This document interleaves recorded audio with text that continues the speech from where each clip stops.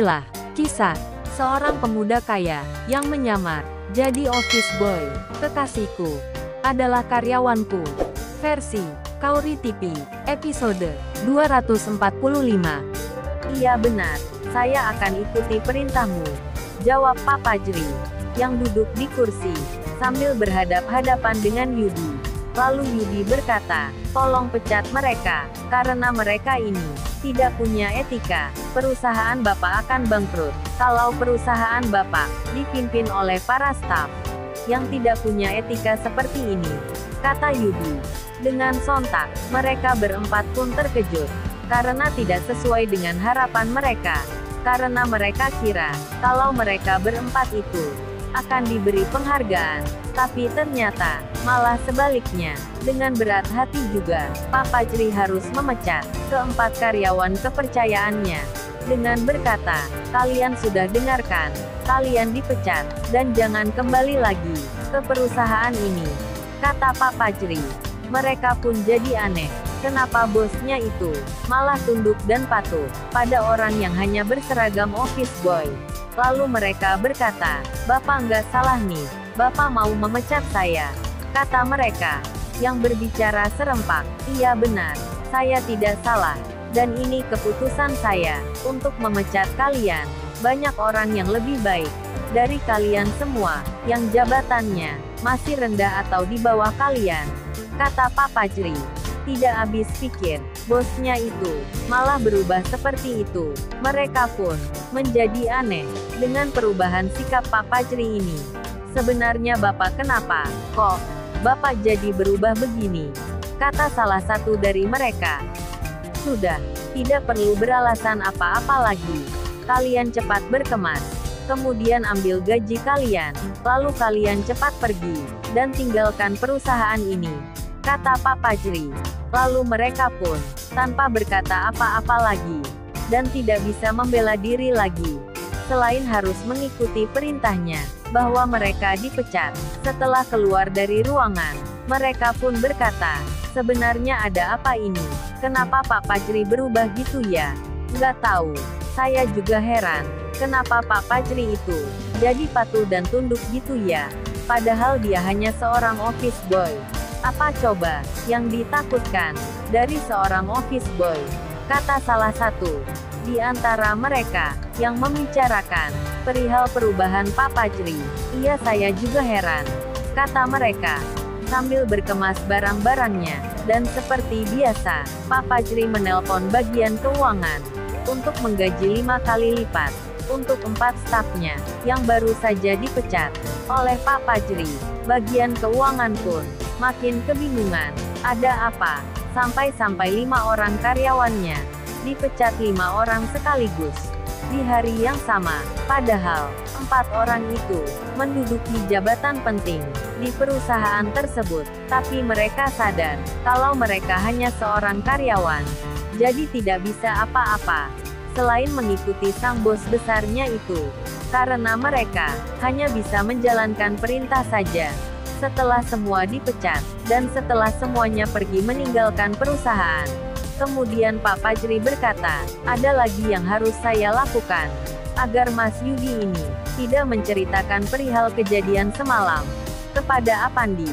Lalu Yudi berkata, ada satu lagi, saya ingin mobilmu, mobil mewah yang waktu itu saya bersama Apandi menabraknya, kata Yudi, yang meminta mobil mewah milik Pak Fajri. Tentu hal ini sangat berat sekali untuk Pak Fajri bila melepaskan mobil mewah miliknya itu, karena mobil itu sangat mahal sekali harganya. Namun, tidak ada pilihan lain selain mengikuti perkataan Yudi. Baiklah, mobil mewah milik saya itu akan saya berikan padamu, tapi dengan satu syarat. Apa syaratnya? Kata Yudi. Kamu tanda tangan dulu bahwa kita sepakat. Setelah saya berikan mobil itu, kamu tidak akan bercerita perihal semalam. Dan juga, ini terakhir kalinya kamu memerasku, kata Pak Fajri. Namun Yudi juga bukan orang bodoh. Dia pun meminta satu syarat juga, bahwa mobil mewah itu harus diubah menjadi atas nama Yudi. Dan Pak Fajri pun menyepakati hal tersebut. Lalu mereka pun pergi ke Samsat untuk pencabutan berkas perihal data kepemilikan.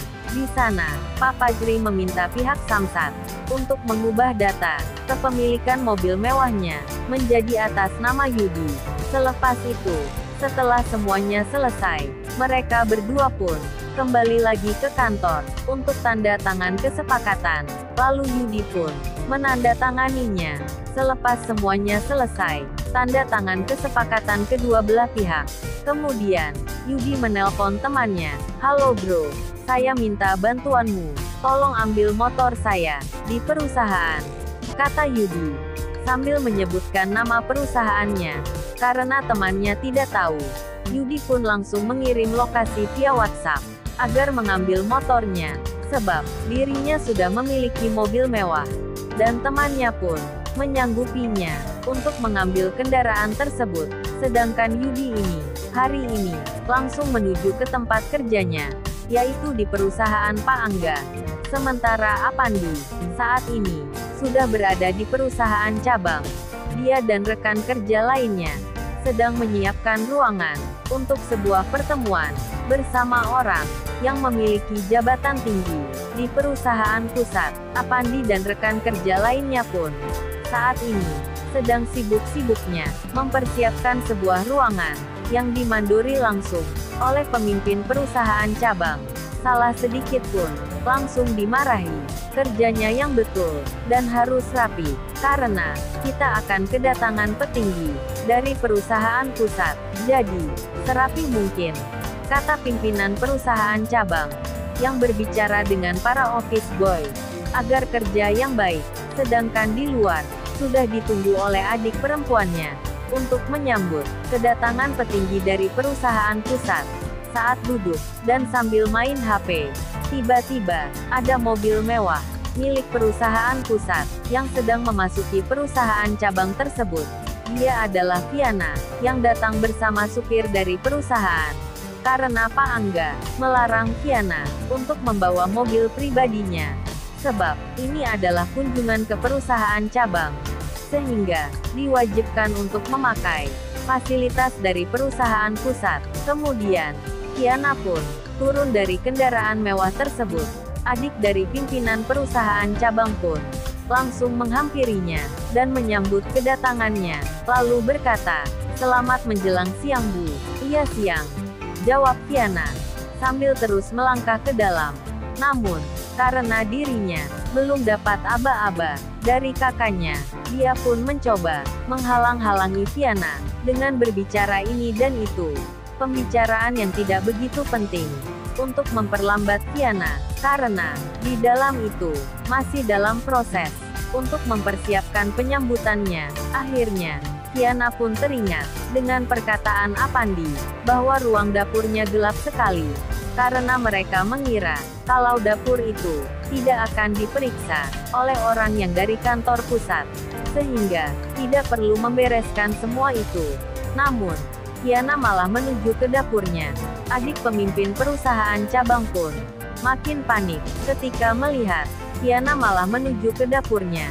Dia pun terus mencoba untuk menghalang-halanginya dengan menawarkan ini dan itu supaya tidak ke arah dapur. Namun usahanya gagal, karena Viana terus melanjutkan perjalanannya menuju ke dapur perusahaan cabang tersebut. Setibanya di dapur, tempatnya gelap, kotor, dan tidak karu-karuan, seperti kapal pecah. Tentu hal ini membuat Viana marah dengan berkata, "Siapa pemimpin perusahaan cabang ini? Apa dia sudah bosan bekerja di tempat ini? Kalau ketemu, akan saya pecat," kata Viana dengan nada tinggi sambil emosi yang memuncak. Lalu, bagaimana kisah selanjutnya? Subscribe channel ini untuk mengikuti episode berikutnya. Terima kasih.